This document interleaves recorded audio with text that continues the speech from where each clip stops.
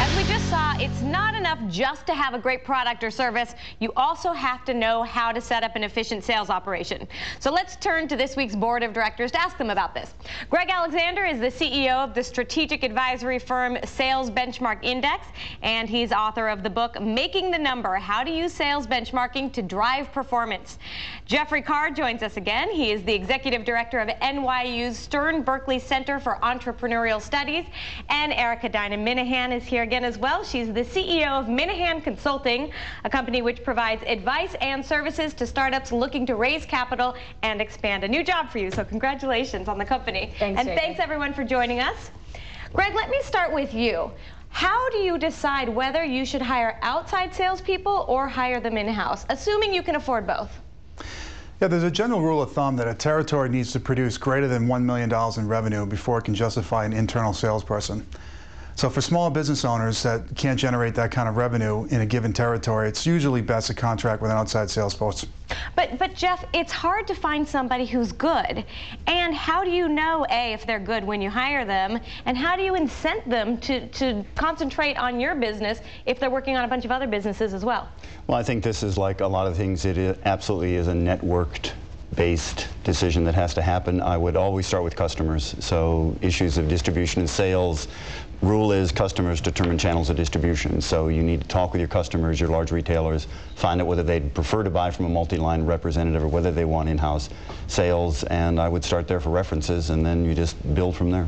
Yeah, I know one of the things AK said to me, Erica, was that she had found good salespeople like Laura, but Laura wouldn't take her on at first because she was so small. Right. Well, I think that, having a good fit is really paramount. And in order to do that, you want to do a couple things. Number one, to find leads of people to actually do the sales for you. Talk to people who are in similar businesses, selling similar products to you. Figure out, what are their references. If they have a showroom, go visit it. See what other products they're selling. And then, it's going to depend really on your fit with the person and how enthusiastic they are about your product. If you find the right person, they'll be happy to take you on, and they'll do a great job selling for you. Yeah. Do you have any ideas or tips on how to incent people, Greg? Yeah, contract salespeople are looking for a few things. The first thing they're looking for is how much income they can make by representing your products. And you want to take them from 0 to 10% of their total available income representing your products as soon as possible. A quick win is a must. They're also looking for strong sales support, so leads, public relations, press work, anything that's going to help them be successful. The other interesting piece of this puzzle, I thought, was the idea of having salespeople who are selling to retailers and having a website where you're selling direct to consumers. Right.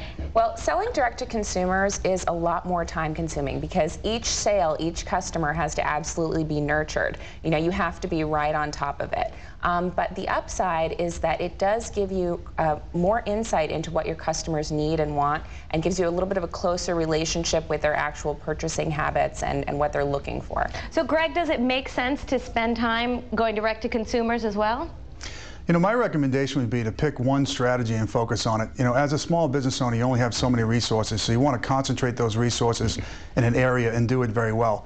So what would you do then to all the people who, for example, read press about you and call up and say, I would love a pair of pants, but you don't have a sales rep in that area?